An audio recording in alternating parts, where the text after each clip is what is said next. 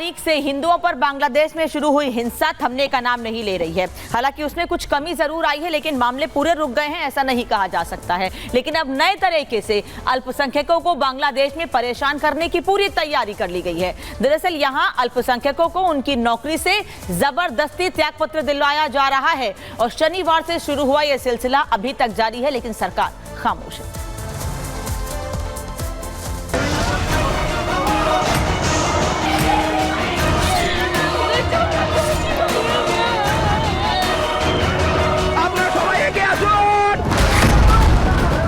पहले हिंदुओं के घर जलाए,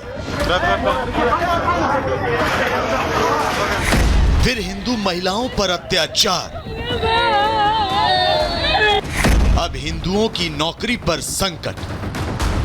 बांग्लादेश में शेख हसीना के तख्ता पलट के बाद एक बार जो हालात बिगड़े वो 15 दिन बाद बद से बदतर होते चले जा रहे हैं।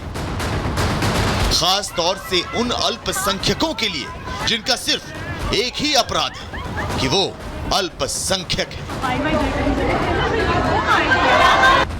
बांग्लादेश में शेख हसीना के विरोध के साथ शुरू हुआ प्रदर्शन कब हिंदुओं और उनकी धार्मिक आस्था के विरोध के आवरण में ढल गया ये पता ही नहीं चला और देखते ही देखते पूरे बांग्लादेश में हिंदुओं को चुन चुन कर निशाना बनाया जाने लगा। बांग्लादेश के कार्यकारी प्रधानमंत्री के उन दावों की भी पोल खुलने लगी जिसमें उन्होंने अल्पसंख्यकों की सुरक्षा की जिम्मेदारी ली थी। हालात ऐसे बिगड़े कि बांग्लादेश की राजधानी ढाका में भी कई मंदिरों और अल्पसंख्यकों के घरों पर हमले हुए, आगजनी और तोड़फोड़ की गई। बांग्लादेश में अल्पसंख्यकों के हालात में सुधार की बात भले उठ रही हो, लेकिन असलियत यह है कि हिंदुओं पर हो रहे अत्याचार के बीच अब कट्टरपंथियों की नजर उनकी सरकारी नौकरियों पर है, जिसके तहत वहां के हिंदू समाज के कर्मचारियों से जबरन इस्तीफे लिए जा रहे हैं। इन घटनाओं ने अल्पसंख्यकों के माथे पर फिक्र की लकीरों को और गहरा कर दिया है।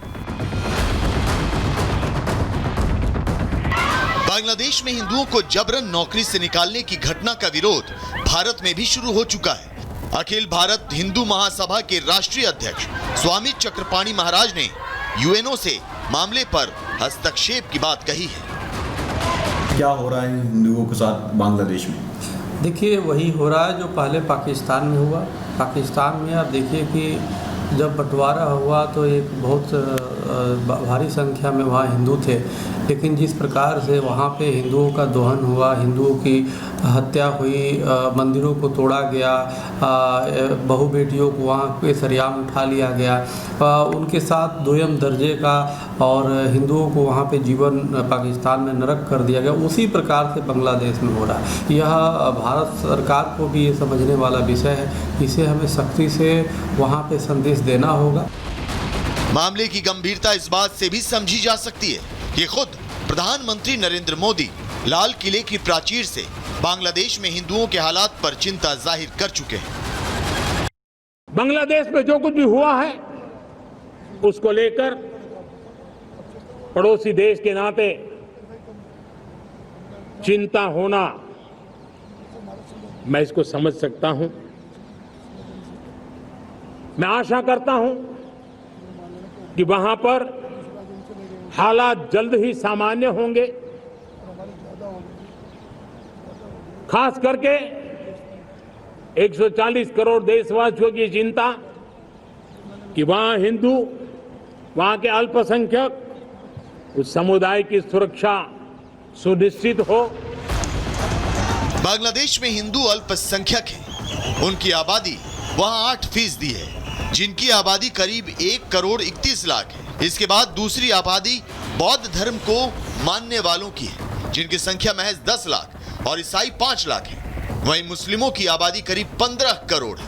यही वजह है कि बांग्लादेश में अल्पसंख्यकों की ना तो कोई सुनवाई है और ना ही उनके सुरक्षा के मद्देनजर कोई ठोस कदम उठाए जा रहे हैं। लेकिन भारत और उसकी सरकार बांग्लादेश के हालात पर लगातार नजर बनाए हुए है। बीते दिनों एक कार्यक्रम में बोलते हुए गृह मंत्री अमित शाह बांग्लादेश में हिंदुओं की स्थिति पर चिंता जता चुके हैं। जो विभाजन की विभीषिका को झेले हैं और बाद में भी जो वहां रहे, आज हमें पूछते थे संसद में मुझे विपक्ष के मित्र, क्यों ये कानून, क्यों ऐसा? मैं आज उनको कहना चाहता हूं, अगर पड़ोस के देश में अपने सम्मान के साथ जी नहीं सकते, हमारी शरण लेकर आते हैं, तो हम क्या करेंगे? हम मूक दर्शक बनकर बैठ नहीं सकते। ये नरेंद्र मोदी सरकार है, आपको न्याय मिलेगा और जरूर। बहरहाल अब पाकिस्तान, बांग्लादेश और अफगानिस्तान तीनों ही क्राइसिस जोन में बदल चुके हैं। अब तक बांग्लादेश इससे अछूता था, लेकिन अब इसने पड़ोसी मुल्कों में रह रहे हिंदू और बाकी अल्पसंख्यकों की सुरक्षा को लेकर चिंता बढ़ा दी है। संकट सिर्फ इतना ही नहीं जो दिख रहा है, समस्या उससे भी कहीं ज्यादा है। यही वजह है कि भारत ही नहीं बल्कि दुनिया का हर मुल्क बांग्लादेश के हालात को लेकर चिंतित है।